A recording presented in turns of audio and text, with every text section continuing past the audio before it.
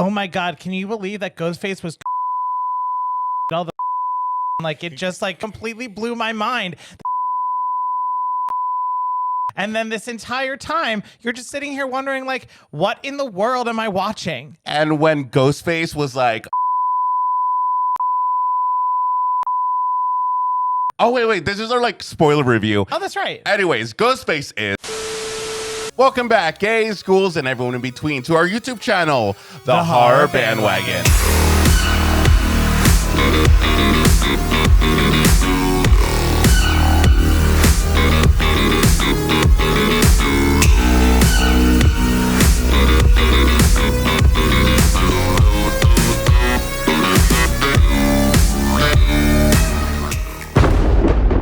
Hi, my name is Sergio. And my name is Cody. And we are your boys for horror analysis, Criticism, and spooky, and sometimes cookie entertainment. And yes, guys, this is officially our spoiler review.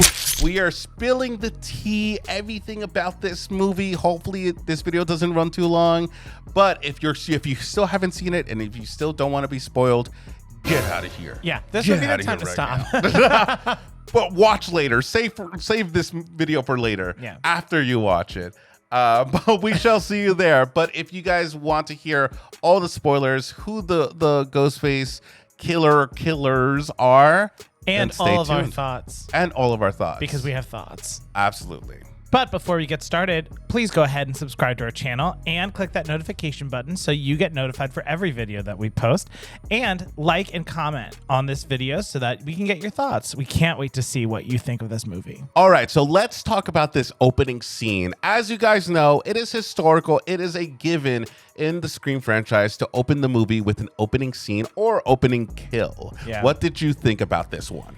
I actually really like this opening scene. Okay. I feel like it really built on what they did in Scream 4, where like they tried to go really meta with the like scene within a scene within a scene. Mm-hmm. And this felt so self-aware that like you of course have the prerequisite references back to the first one with the way she's playing with the knife. And you also have the Ghostface literally on the phone being like, oh, you know, the stab movies, the ones where the girl's home alone and she answers the phone from a wrong number and ends up taking a quiz with the killer. So what's your favorite scary movie? Like, I just love that. That was so good. I loved it. I honestly, the more I talk about it, the more I actually really love it. And I honestly think down the road, a lot more people will start to accept it a little bit more. This is all really fresh. Roger L. Jackson killed it as the voice of Ghostface once again, especially because he did something different. He started the conversation as a whole different voice. Like, he sounded totally different. And that's what he was doing. He was like kind of enticing Tara to keep her on the phone.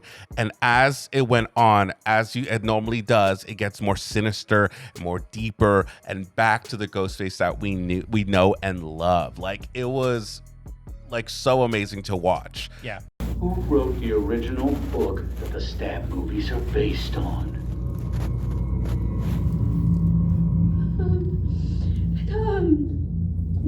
The chick from TV. The chick from TV is not gonna cut it, Tara.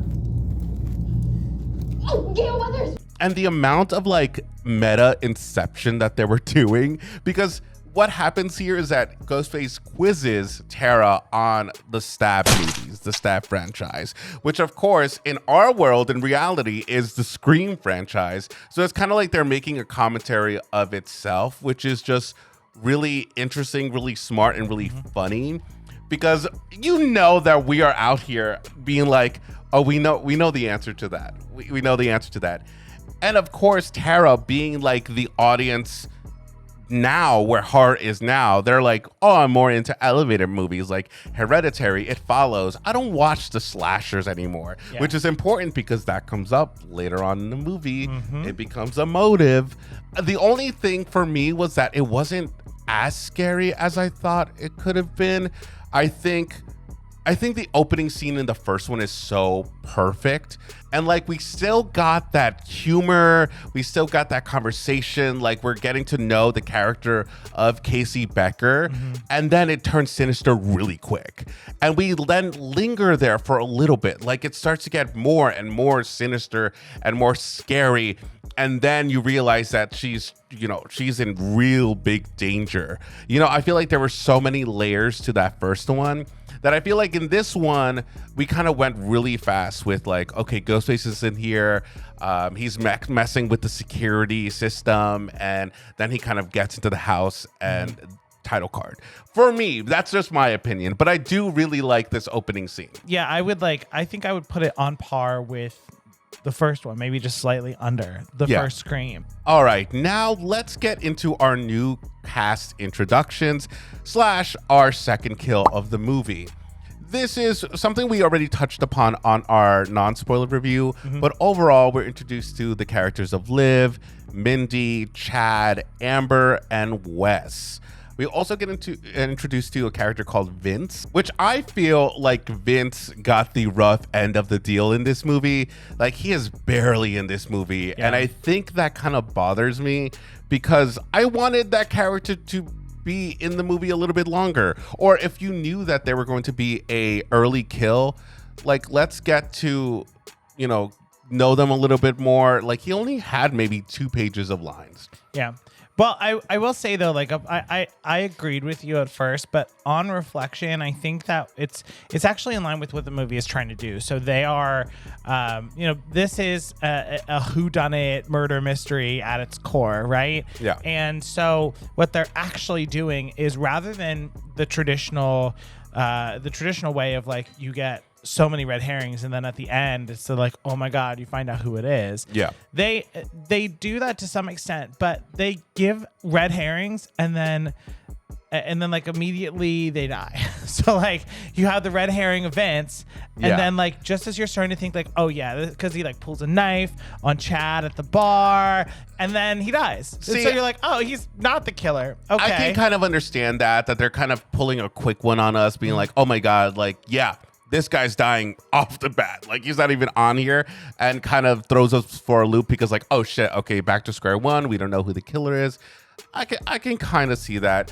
But his kill happens because we're at the bar scene with all the friends and they're kind of discussing each other's motives, especially Mindy, talking to each other, being like, oh, we're all suspects. AKA how Randy said, like, everyone's a suspect. Everybody's a suspect! But then we get Vince, who comes into the bar, starts shit because he wants to fuck Liv. Sorry if I'm being too vulgar. But he gets kicked out, starts peeing outside, and then Ghostface comes and pokes him with a knife in his throat. Yeah, and he just gets a little boop. He is down for the count. He's done. But we do get the reintroduction of the famous song Red Right Hand. That's your pretty boy! Huh? Get out of my fucking car!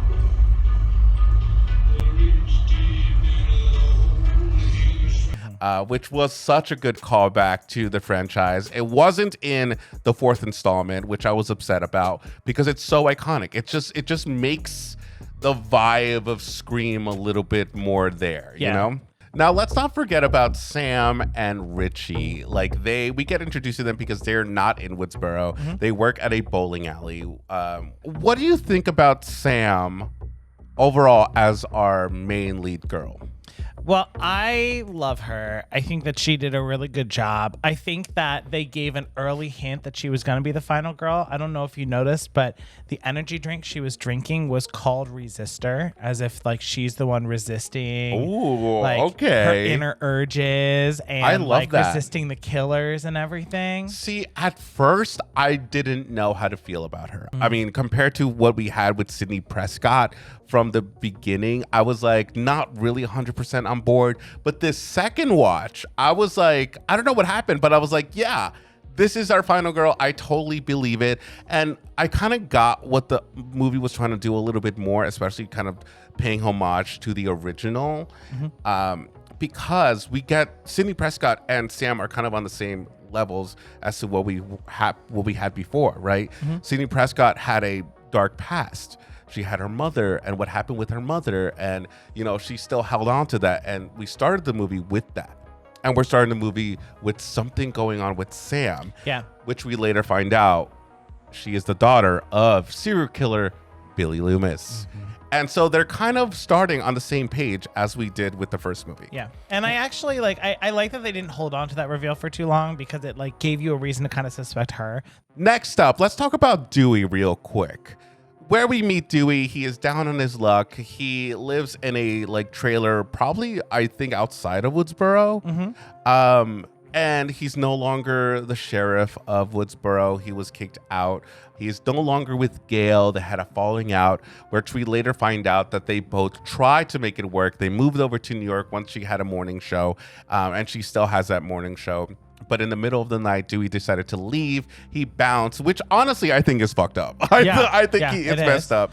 It is. I mean, it does make you really feel for Dewey though, because I think that they do such a great job of building emotional connection to Dewey in this scene where you see the trailer park, and I feel like there's just a connotation with that. That maybe isn't entirely well deserved, but you go in, you see his bachelor pad, you see that he has the box with his sister Tatum's ashes in it. Oh, which was such a good callback, because we're always I feel like the fandom is always saying justice for Tatum, because she doesn't really get the recognition throughout the rest of the series really too much, because we always kind of feel like Dewey forgets about her. But I really love that simple touch of just adding Tatum's name on the ashes box that he had. Yeah. So let's go ahead and talk about the ghost of Billy Loomis. I think this was the choicest choice that was made. Choices were made. Movie. Now, don't get me wrong. There's a lot of people who think that this was genius.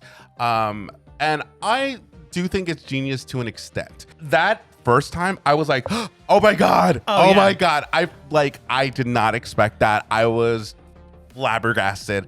And I thought it was good. That first time that we saw him was good. When we first came out, I was a little iffy about the Billy Loomis ghost. Yeah. And the way that it shows up a couple times throughout the movie, I'm starting to make my peace with it. I'm still not 100% here for it, but I don't hate it. I think it's genius in the way that it mirrors Sidney Prescott.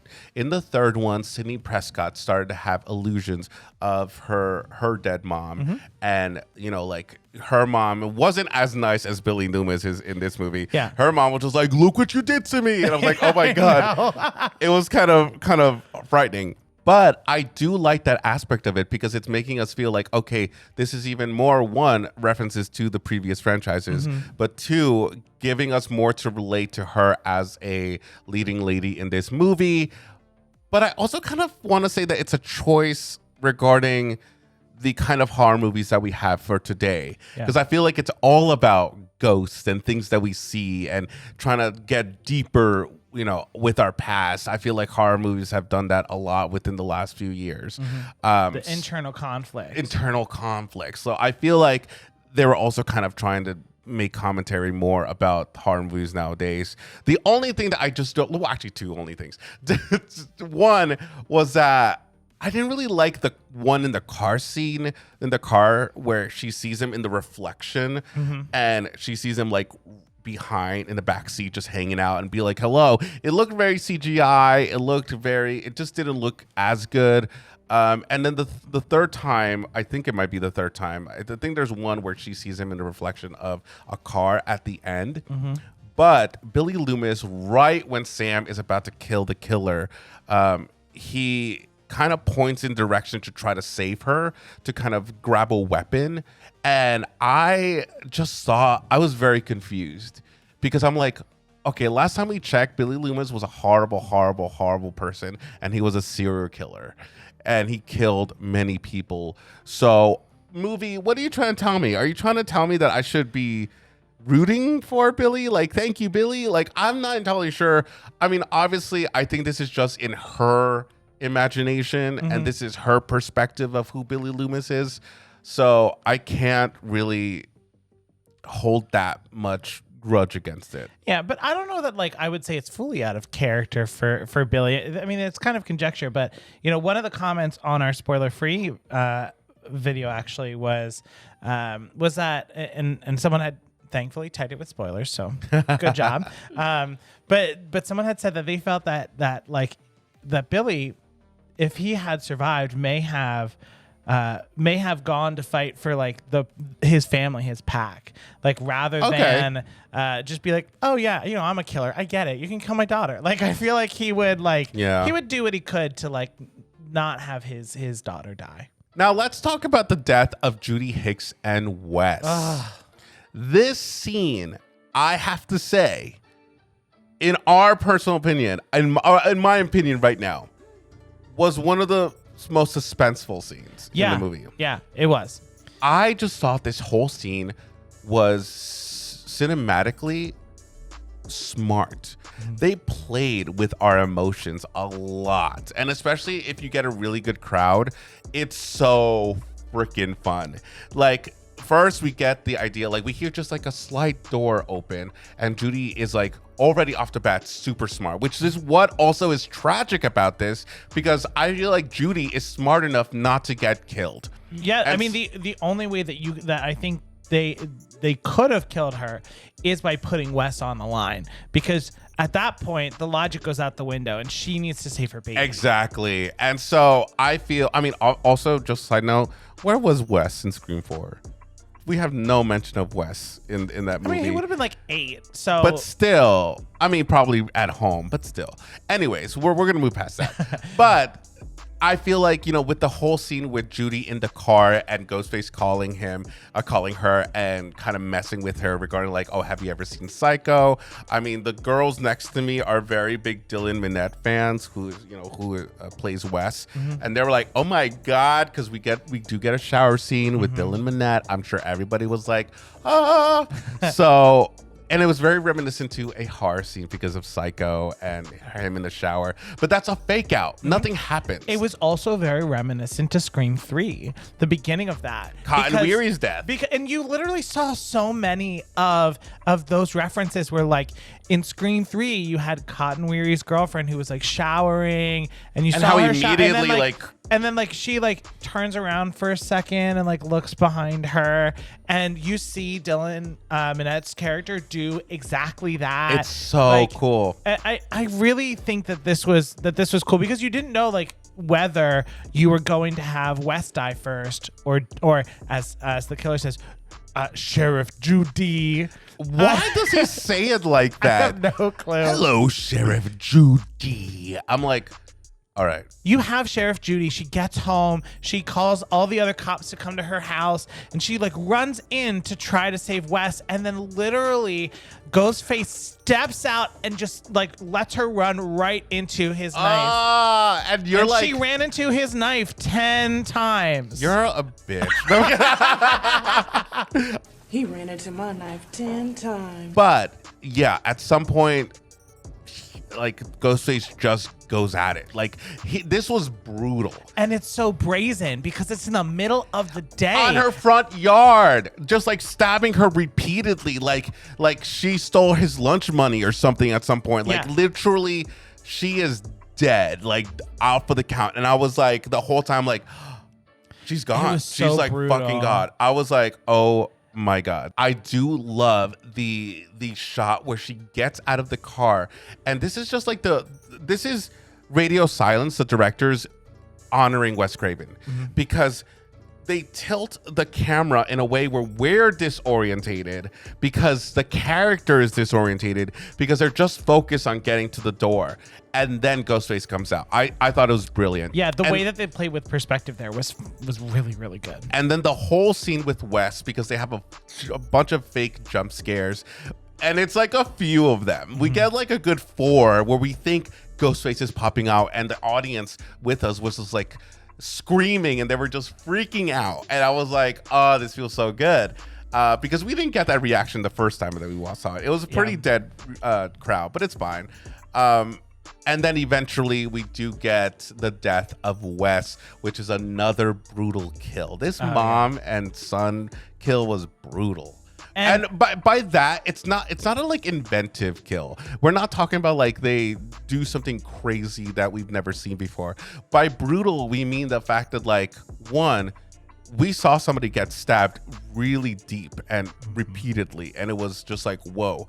And then in this one with Wes, we do the same stab hold, but then he eventually, you see that he's losing strength, and we just see the knife pierce him through his neck to the other side and just watch him bleed to death slowly. Yeah. Whoa. So let's talk about the death of Dewey. Listen, I knew in my heart that Dewey was going to be the one to go. Yeah, me too. Right? Like, we kind of knew it. We knew that these three characters can't survive all the movies, right? We were surprised that they even survived the Scream 4, but they did. And I was like, okay, eventually we'll get a movie where they probably die. I was fine with Scream 4 and them living and we didn't know what happened, right? When I tell you I was not prepared to cry as much as I did when Dewey died, I was sobbing. Really brutally too. I have one big, like, just something that I take issue with this kill. One, I mean, I was sad. Dewey, what they really built up this character in this movie to have you be on his side. And this time we felt like he was finally, you know, this was his ending story. And he died. And it was like brutal because not only does it, like, this killer wanted to make sure that Dewey was gonna die this time because he gets stabbed in the chest or in the stomach, and then on top of that, there's another knife which gets stabbed on his spine, and I believe they take the knife and drive it up. Yeah. Like, oh my God, we're seeing one of our loved characters die in front of us, a brutal death. And you can see like the life leaving Dewey, and he eventually gets like kicked off. Like, I was like sobbing. But one thing that I have an issue with this, there was no fucking way, because later we find out that Amber, the, I think, love interest of Tara at some point, fucking Amber is the one who kills Dewey.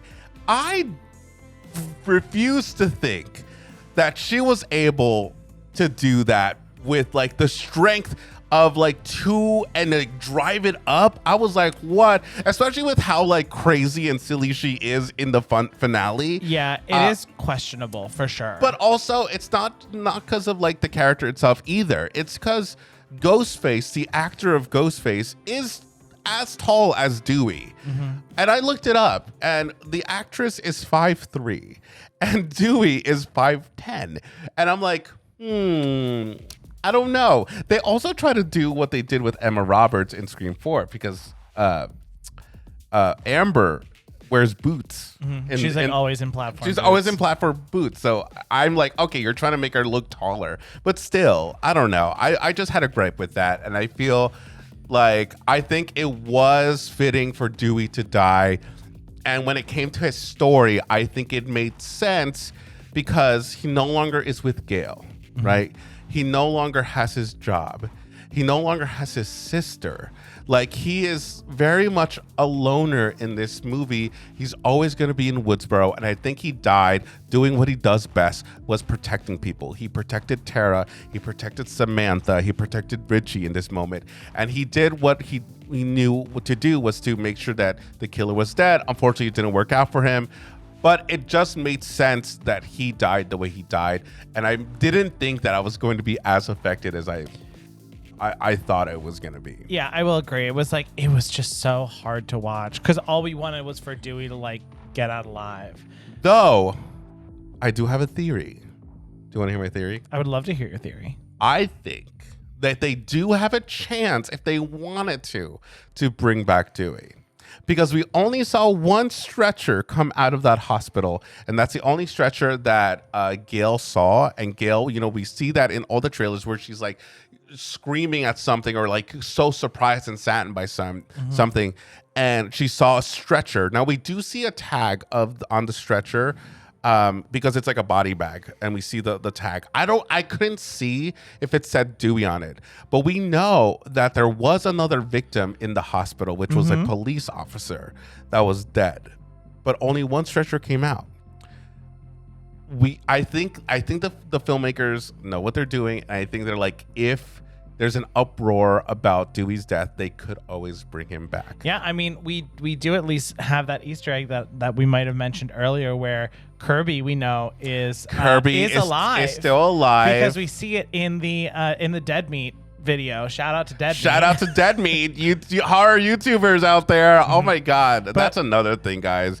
Dead Meat does make an appearance in this movie, which in itself is another Easter egg, because the video that they're doing is making fun of the fact that Stab 8, which is the recent Stab 8 that came out, was called Stab.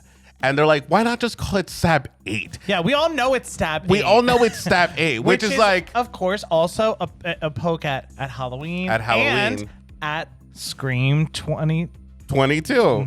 Yeah, and that's funny because everybody was like, Scream 5, we're gonna call it Scream 5, and then they're kind of making fun of the fact that YouTubers are calling it, like, why don't you just say it's Stab 8? Yeah, I thought that was really funny, and we do get a little Easter egg because of the upcoming videos to watch. It says Kirby, they have an interview with her because she survived the killing, which is finally, we can all put that to rest. She is survived, and we now have an option for her to come back. As well as there is another video in that upcoming video that says, is the real Stu Macher from Stab still alive? which is another open question.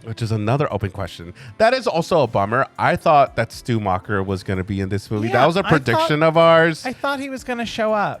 But they didn't. I was a little bummed. I thought that was going to be such a good twist in the movie, and I wish they did go through with that. But maybe in another movie if they decide to make another one. So now let's get into the third act, Bloodbath.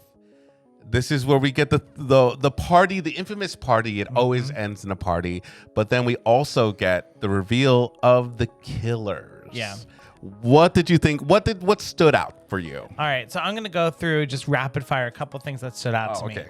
I loved the reveal. I mean, we all kind of like figured that it was in Stu Macher's house, but I loved the reveal where like you had Sydney and Gail, as they're driving in, realize where Sam is, and Sydney calls Sam and she's like, you need to get out of there. And Sam's like, but Tara's here. She's like, this is Stu Macher's house. Someone brought you here to kill you. You need to leave. And then she looks around. She's like, oh my God, I'm in the place where it happened. I'm like getting chills talking about it. And then she looks outside and like the camera pans out, which we saw in the trailers. Now, it's so weird because I do love that scene and I loved it in the trailers, but it seemed like the movie was trying to tell us that like we didn't know where we were, and then we're like, oh my God, we're in Stu Macher's house. Yeah. But I mean, I felt like they kind of ruined it because they already were taking a ton of pictures in front of the house, behind the scenes in front of the house. We already knew like a year ago that Stu Macher's house was going to be coming back. Because they put it in the trailer. It would have been cooler if we had like not seen any of that. Yeah. And I kind of felt that like the movie was trying to tell us like, oh my God, we're here.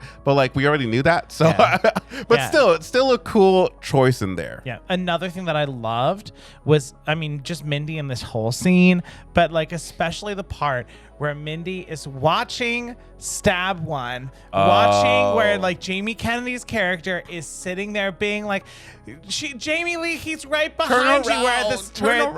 Where the killer is, of course, right behind him. And then Mindy is watching this being like, no, he's right behind you. Just turn around. And That's see what I'm talking about. Meta Inception. I was like, whoa. But here's the thing that I love about it is that at some point while Mindy is like screaming at the video, she then stops to be like, in my mind, this is how I took it, was that she was like, wait a minute, I'm in the scary movie. I need to turn around. And she does. And she's like, fuck. Like Ghostface is right there. Yeah. And it's so weird because we've gone through this whole review without telling you guys who the killers were, except we just told you about Amber later on, where I discussed that I had an issue with Dewey's death about it. But the Ghostface killers are Richie and Amber. Yep.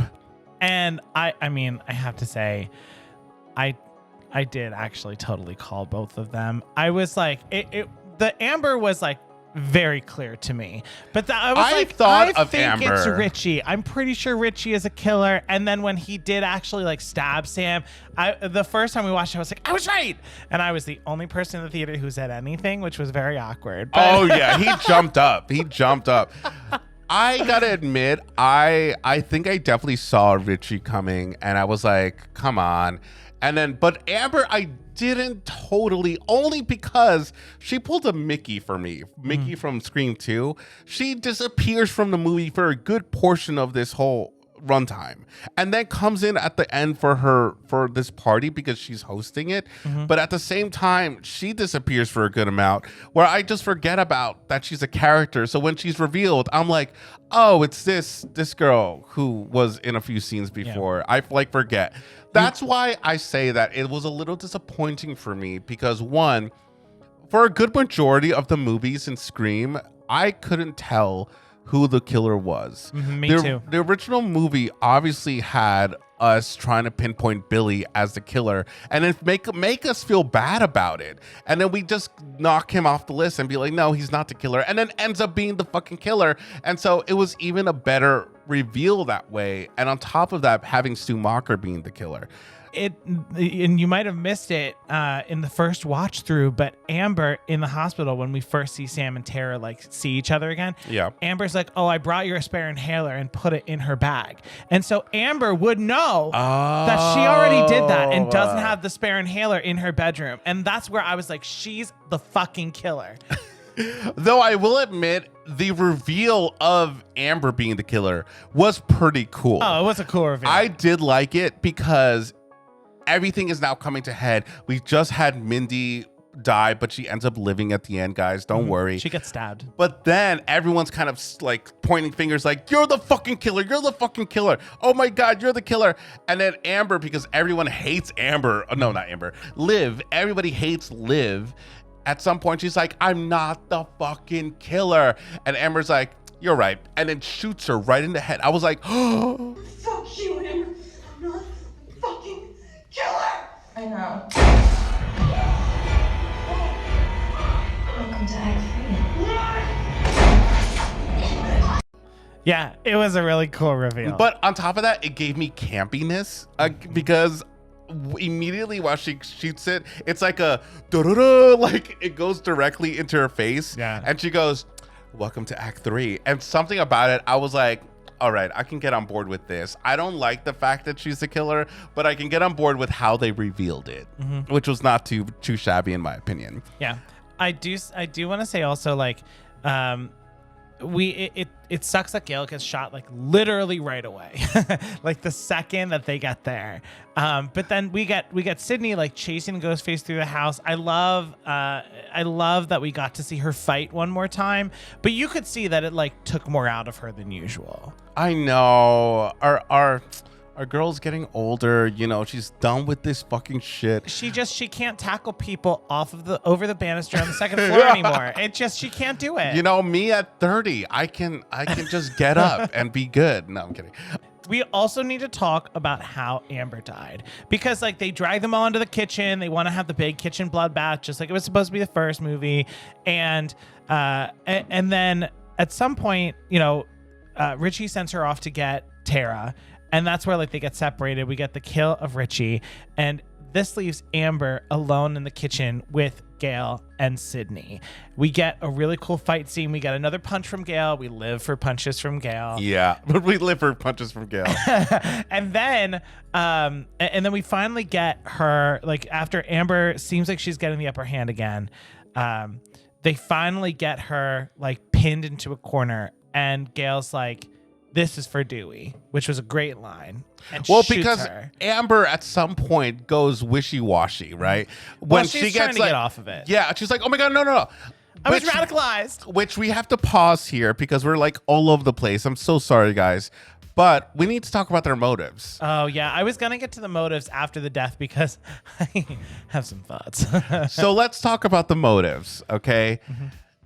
What did you think of them? Do you think that it was sufficient enough compared to the other installments? I did not think that it was sufficient enough. I think it was too similar to Scream 4. I think so, but like even then it was different. Like Scream 4 was about Emma Roberts trying to become the new Sidney Prescott. Become she wanted famous. The fame. She wanted the followers and the fans. And this was more like two people got pissed off about a movie, and then because the Stab 8 came out and they hated it, and no, what they didn't like was that Stab 8 came out and everyone else hated it, and they were like they don't want any more stabs to be made because the last one sucked. Yeah. And they're like, no, you fucking idiots. Like, I love stabs so much. These movies mean so much to me. So I want, like, they just need new material, and the original ones were based off the real thing, so let's recreate something like the original so that way they can make a new movie. And obviously they were going to pin everything over to Sam because nothing says a great entry to a movie like the daughter of the original killer. So obviously that's what their motives was. They met on Reddit, Richie and Amber ever since they moved to Stumacher's house were like, oh my God, this is genius. Like, I need to relive. Like, it's kind of like they also wanted to be in the movie, which is kind of very, they're talking about toxic fandoms, and they're talking about, let's talk about, I don't want to get specific, but certain movies that came out and how strongly opinionated people can be about those movies and to what lengths they would want to go to make sure that their movie ends up being the movie that they like. And that no one else shits on it. So it was very interesting. I don't know. I don't know. I wasn't a huge fan of it. This was I think my biggest hang up, because it really felt to me like they were just we were kind of pissed that this movie came out and it was awful and everyone hated it. It seemed kind of like an obnoxious reason to kill people. I thought it was just obnoxious. Yeah. And maybe they were trying to reach into the toxic fandom and the fact that people do get radicalized on the internet into doing horrible things. I just it felt kind of weak to me compared to the motives of all of the other movies. Well, yeah, because all the other motives were super fucked up and crazy. This one just seemed, I don't want to say stupid because that's not a good criticism. I think it just didn't deem to the level that they were at. And it kind of seemed like at that point, it'd be like, what are we doing here? Let's just walk out, But I will say the performance of Richie, which Jack Quaid, I want to say that's his name. I think he was great. I think he did really well. I think Amber was a little bit trying too hard to be Stu. There are moments she's like, hi, yeah, I'm like, okay, you're just not Matthew Lillard. I'm so sorry. Yeah. I'm sorry. You just can't be that character. But she was a little the moments where she was going on and off between Gail and Sydney, where she was like, no, don't. They're like, I was told to do this. I just wanted to be part of something. And immediately was like, I fucking loved killing Dewey. When she started talking about Dewey, I was like, fuck him up, Gail. Yeah. Fuck her up. She can die. She can die. And of course, she was so stupid because at some point, Sydney bashes a bottle of vodka, I think, into her face. No, it was the hand sanitizer. Oh, hand sanitizer. Because she said, really? The hand sanitizer? While she's getting flipped over, which was kind of funny. And so at that point, they end up, gaining control over Amber, and they push her over to they shoot her. They shoot her and she falls back into the stove, and then the hand sanitizer that's all on her. But she turns on the stove. Yeah, by accident. By accident, I guess. But she fell back onto the stove, and all the hand sanitizer that's all over her body just exploded in flame. Which we saw in the trailer that somebody was in flame. By the way, there's no flamethrower in this movie. Well, there as is we in suspected, in the Stab YouTube movie. As we predicted that was just going to be in the Stab in movie Stab 8. But one thing more before we wrap it up and we score this one last time before we make it definitive. I was worried that they didn't give a proper ending to Sydney and Gail. And I then retracted that statement personally with my lovely fiance. I did tell him, I was like, I have to retract that because I listened carefully to the dialogue, and it definitely seemed like this was the closing of our story with Sidney Prescott and the closing with Gail. Yeah. Because we have this conversation with Sam, and Sam tells or asks Sidney, are you going to be okay? I think, like, right? Mm-hmm. And then she says, like, I'll survive or something like that. And then she says, am I going to be okay? And Sidney says, eventually. Which was a good, like, passing of the torch there. Yeah. It kind of made it seem like Sidney is going to go back to her husband. Sidney is going to go back with her 2 children. She has survived trauma. She's putting a closing to this. Mm-hmm. The only reason she was here was to protect her babies, her family, and to protect the fact that, like, this killer was so cruel enough to kill Dewey that she had to come out back, finish it off, and then she's going to go back to her life. Mm-hmm. And that's what I realized at the end of that movie for me, was that that's what's happening. Same with Gail. Gail, we know that she's going back to New York. We know that she's going to do her morning show. She came back because of Dewey and to avenge Dewey. Mm-hmm. And, you know, she made sure of that. And even we get this really beautiful line from her, was that she's done writing about this stuff. She's done writing about murders. Even earlier, she was like, if I didn't write that book on your mother, mm-hmm. this never would have happened. And you could see that this is the closing arc of Gail Weathers. Yeah. We start, if you compare it to how she was in the first movie, over the span of the movies that we had, this is her closing arc with Gail. Okay? Mm-hmm. And that's where I'm like, yeah, we're saying goodbye to Gail, and we know that she's gonna be fine. And we're ending the movie with our 2 heroines. We find out that Mindy and Chad are alive, mm-hmm. Kind of very a la Randy and Dewey at the end of the movie, of the first movie. And, you know, Tara and Sam are going to be together from here on out. We do get kind of stuck with, like, the idea of, we don't know if Sam is 100% there. Yeah. You know, she's still seeing visions of her dead dad. And I'm sure that's something traumatic that she needs to overcome, that Sidney had 4 movies to overcome. Well, maybe this was like part of her dealing with it, but who knows? That's true, yeah. This is actually something that I want to talk about more. So I think we're going to do another video just to talk about. Yeah, because this is getting long, guys. I'm sorry.